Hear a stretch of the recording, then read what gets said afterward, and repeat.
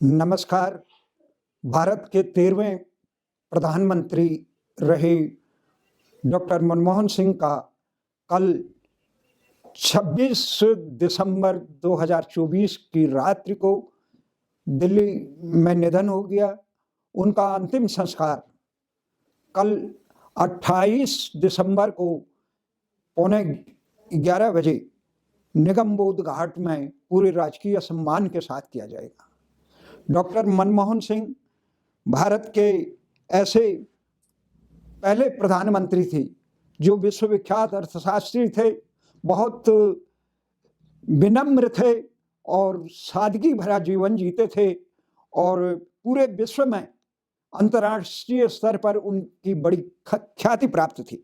खासकर 1991 में जब भारत संसार में बहुत आर्थिक समस्या से जूझ रहा था, उससे उबारने में मनमोहन सिंह ने बहुत अपना ऐतिहासिक योगदान दिया। उसके लिए पूरा देश उनको याद करता है।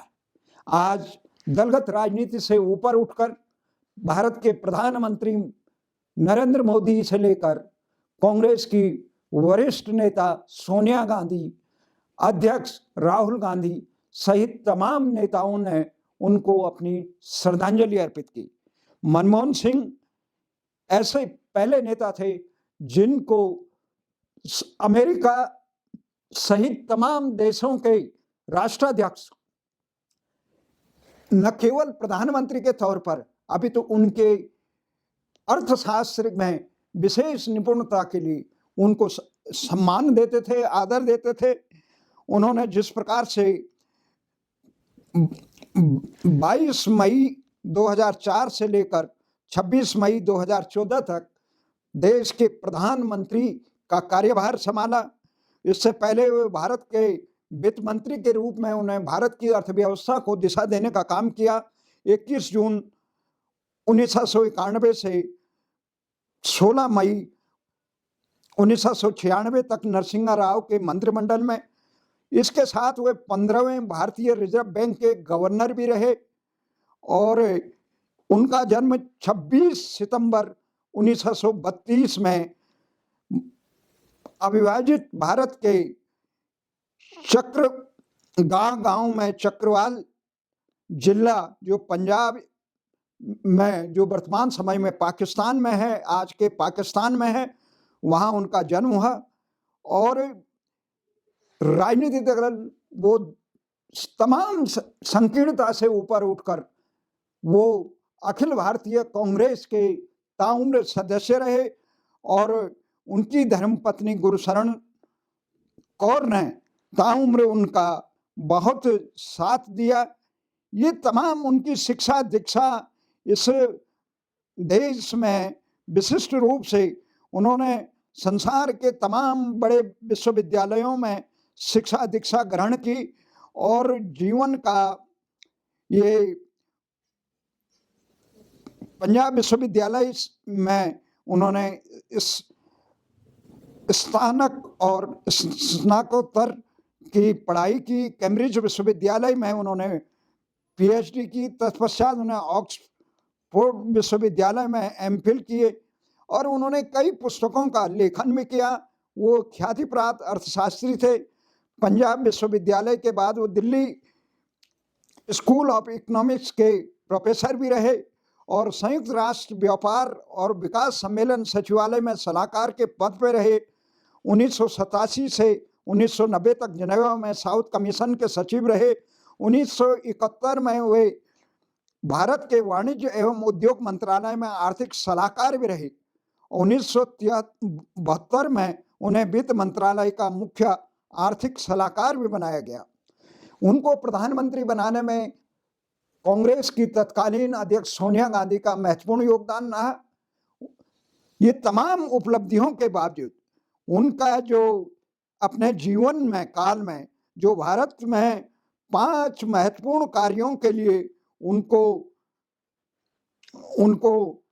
उनका सम्मान किया जाता है कि उन्होंने पूरे भारत को सबसे पहले आर्थिक जो झंझावत से निकालने का काम किया और उससे देश को सबल बनाया। अपितु पूरे विश्व में भारत को आर्थिक रूप से मजबूती दिलाने में जो महत्वपूर्ण योगदान रहा, उसमें मनमोहन की नीतियों को सराहा गया। शिक्षा के अधिकार को कानून 2009 में उनके कार्यकाल में बनाया। उसके तहत हर 6 से 14 साल के बच्चे को निःशुल्क शिक्षा, निःशुल्क व अनिवार्य शिक्षा, और उनको बच्चों को शिक्षा का मौलिक अधिकार बनाया। सूचना का अधिकार को 2005 में उनके कार्यकाल में बना कि भारत के हर नागरिक को सरकारी सूचना तक पहुंच को बनाने का एक महत्वपूर्ण कार्य किया, जिसमें पारदर्शिता और जवाबदेही सुनिश्चित की गई, जिसको लेकर पूर्व भारतीय प्रशासनिक सेवा के अधिकारी धर्म सिंह रावत निरंतर आंदोलनरत रहे। और जो लोकतंत्र की एक पहली वो पारदर्शिता और इसमें पारदर्शिता और जवाबदेही के लिए, उसके लिए सूचना के अधिकार और खाद्य सुरक्षा अधिनियम सुरक्षा कानून के तहत 2013 में 2/3 परिवारों को सस्ती दरों में खाद्य पदार्थ उपलब्ध कराना, और ये गरीबी की रेखा के नीचे जीवन यापन करने वाले परिवारों के लिए वरदान साबित हुई। वर्तमान में मोदी सरकार जो 80 करोड़ लोगों को जो राशन दे रहा है, वो एक प्रकार से भले ही राजनीतिक दांवपेच माना जाए, परंतु मनमोहन सिंह की ये गरीबी की रेखा के नीचे वाले लोगों को खाद्य सुरक्षा देने का जो ऐतिहासिक कदम था, उसको सभी राजनीतिक दलों ने दलगत राजनीति से ऊपर उठकर सराहने का काम किया। और भूमि अधिग्रहण कानून 2013 में विकास परियोजनाओं के लिए भूमि अधिग्रहण करने पर प्रभावित लोगों को उचित मुआवजा देने को एक सुनिश्चित किया। ये नहीं है कि जमीन ले लिया और उसके बाद मुआवजा नहीं दिया जा रहा है। उसके साथ उन्होंने वन अधिकार कानून 2006 में आदिवासी समुदाय को उनके परंपरागत भूमि अधिकारों को वापस दिलाने का ऐतिहासिक भी काम किया।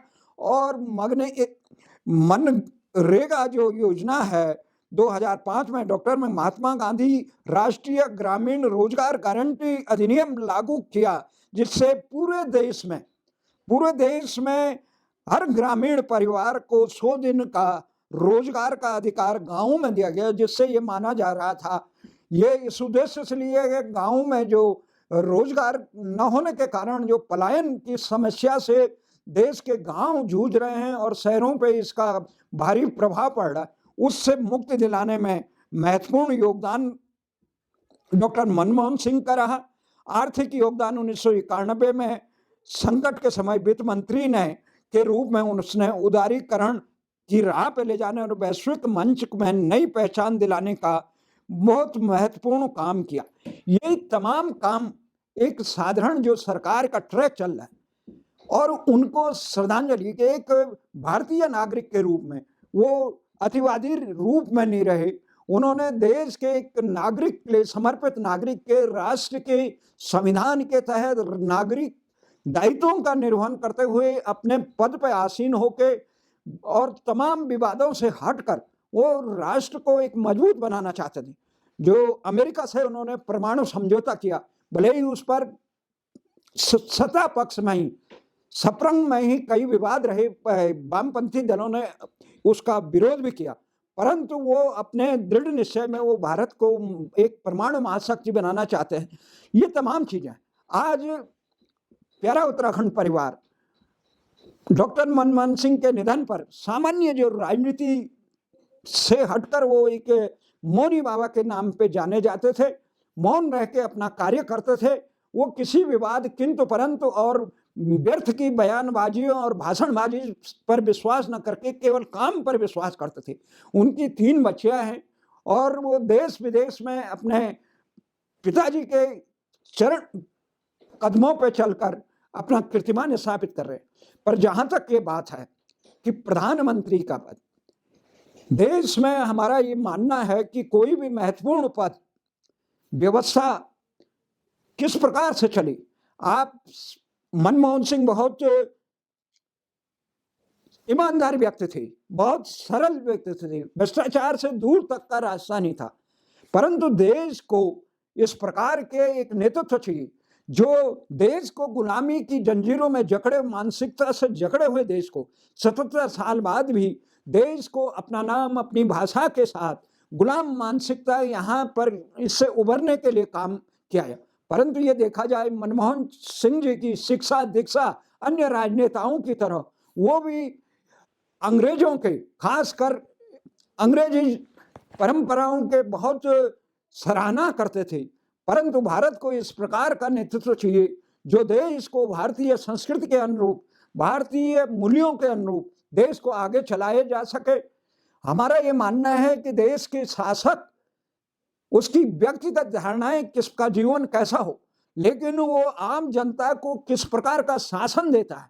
देश में जो आम आज की वर्तमान में स्थिति है, अधिकांश आम जनता को शिक्षा, रोजगार, न्याय और सम्मान, इनसे बहुत कुछ दूर है।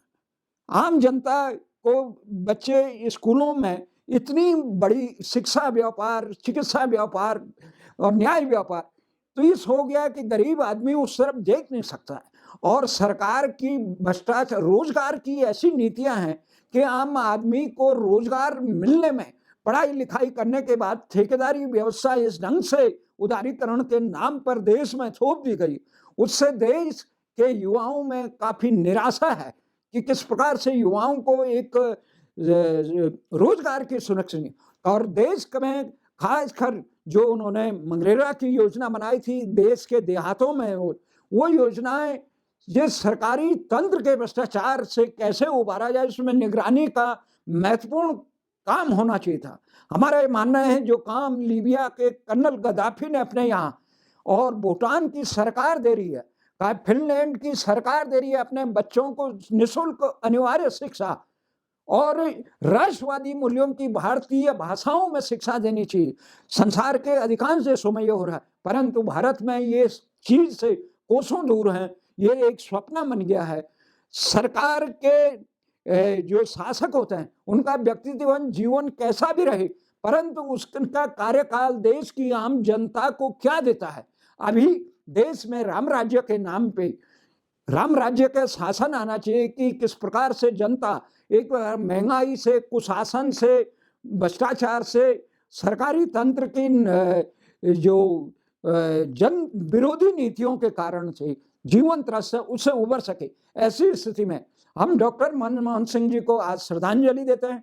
आशा करते हैं कि भारत में भी इस प्रकार का एक आदर्श शासक आएगा जो जनता को जनहित के मामलों को प्राथमिकता देगा, अपने निजी जीवन, अपने परिवार, अपने दलीय हितों से ऊपर उठकर राष्ट्र को एक मजबूत बनाएगा। न अमेरिका के हित में, न रशिया के हित में, भारत के हित में काम करने वाला होगा। वो शासक देश की जनता आज भी निहार रही है। उसी के लिए देश की आज़ादी के तमाम, सुभाष चंद्र बोस से लेकर चंद्रशेखर आजाद से लेकर भीमराव अंबेडकर जी से लेकर गांधी से लेकर सबका आंदोलनकारियों का एक जीवन का आदर्श था कि भारत को एक ऐसा सुशासन दे जो आम भारत को गुलामी की दास्ता की जंजीरों से ऊपर सके। परंतु दुर्भाग्य ये है 1947 के बाद जिस विभीषिका से, जो अंग्रेजों के षड्यंत्र से भारत का एक विभाजन हुआ और लाखों लोग, 20 लाख से अधिक लोग मारे गए, उस विभाजन की त्रासदा के बाद भी आज भी कट्टरपंथी तत्व भारत में 1947 की तरह सर उठा रहे हैं, जो देश की एकता और अखंडता के लिए काफी खतरा है। मनमोहन सिंह जी को श्रद्धांजलि देते हुए हम तमाम भारतीयों से आशा करते हैं कि मनमोहन सिंह जी के जीवन से प्रेरणा लेके वो दलगत राजनीति से, जातिवाद, क्षेत्रवाद और संप्रदायवाद से ऊपर उठकर राष्ट्र को समर्पित रहने का काम करें, परंतु इसके साथ राष्ट्रवादी मूल्यों के लिए और अंग्रेजी गुलामी से मुक्त होकर भारत को स्वतंत्र कराने के लिए, भारत को लोकशाही की जो जननी प्रधानमंत्री मोदी कहते हैं वो साक्षात बनाने के लिए समर्पित रहे। इसी के साथ ओम शांति शांति।